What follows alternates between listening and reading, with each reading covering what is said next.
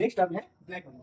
Black money यानी कि काला धन। इसके बारे में तो आप सब जानते हैं, लेकिन इसका जो ऑफिशियल डेफिनेशन है, ऑफिशियल डेफिनेशन तो नहीं कह सकते, बट इंग्लिश में कैसे इसको डिफाइन करते हैं वो देख लेते हैं, क्योंकि एग्जाम में कई बार पूछ लेगा। हो सकता है ये सब टर्म्स ना पूछे, लेकिन ऐसे बहुत से टर्म्स हैं जो पूछता है, तो एक एक करके डिस्कस करते हैं। तो ऐसे हम लोग 15-20 टर्म्स डिस्कस करेंगे, ठीक है। तो ब्लैक मनी देखते हैं क्या है। It means unaccounted money. अच्छा, एक चीज और है, यहाँ पे मैं क्या कर रहा हूँ, जो भी वर्ड्स हैं जिनकी मीनिंग या तो मुझे नहीं पता है या तो आमतौर पर हमें पता नहीं होती है, तो उसका मैं हिंदी यहाँ पे लिख रहा हूँ, जिससे कि हम इसको समझ पाएं। और हमें यही करना होता है ताकि हम किसी चीज को अपनी भाषा में समझ सकें। जब आप अपनी भाषा में किसी चीज को समझ सकेंगे तभी आप क्वेश्चंस कर पाएंगे, और तब आपको कंफ्यूजन नहीं रहेगा, तो आपका इंटरेस्ट क्रिएट होगा। तो अपनी भाषा में समझना बहुत जरूरी है। तो इसलिए जब भी आप कोई चीज पढ़ रहे हैं तो उसमें जो भी शब्द दिए गए हैं उनके मतलब को भी समझने का प्रयास करिए, ठीक है। चलिए इस बात में तो नेक्स्ट है हमारा ब्लैक मनी। और ब्लैक मनी के बारे में इसको नहीं मालूम, तो चलिए। इट मीन्स अनअकाउंटेड मनी, यानी ये क्या है, अनअकाउंटेड मनी।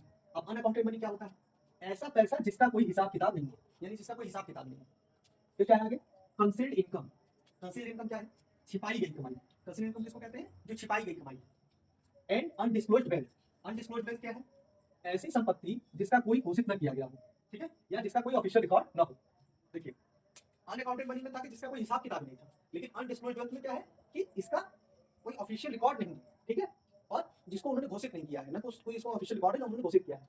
क्या होता है कि हर एक कर्मचारी को जहां पर भी वो काम करते हैं उन्हें एक प्रॉपर्टी डिक्लेरेशन करना पड़ता है कि हमारे पास इतनी संपत्ति है, हमारे पास इतनी प्रॉपर्टी है। वो प्रॉपर्टी चल संपत्ति भी हो सकती है, अचल संपत्ति भी हो सकती है, यानी मूवेबल प्रॉपर्टी, इमूवेबल प्रॉपर्टी भी हो सकती है। अब इसको कभी बाद में डिस्कस करेंगे, ठीक है। अभी आते हैं इसके अनडिस्क्लोज्ड वेल्थ।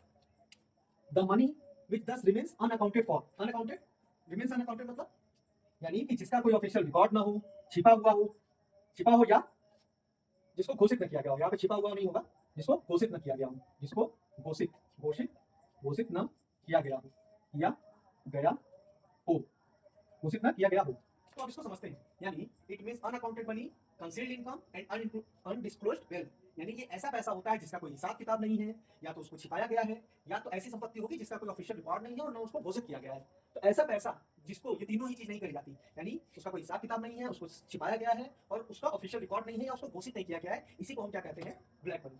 अब ब्लैक मनी को हम हिंदी में समझेंगे आगे। ब्लैक मनी हिंदी में यानी कि काला धन।